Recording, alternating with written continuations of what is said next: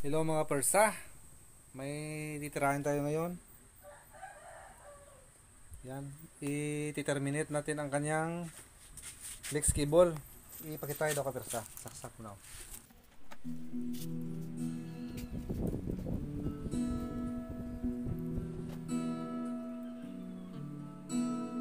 Ganyan din ang problema ng mga persa. Yan.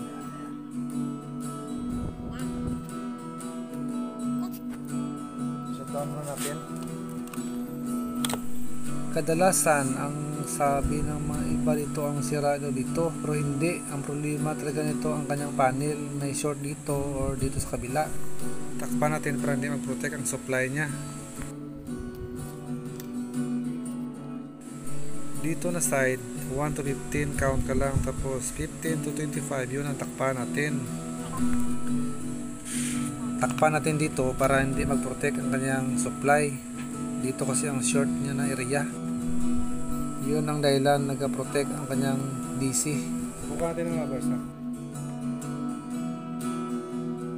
Try na rin kung maghanap natin ng magic. Okay.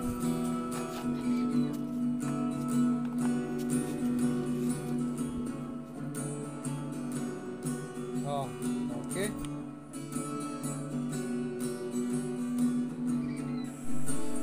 Thank you for watching.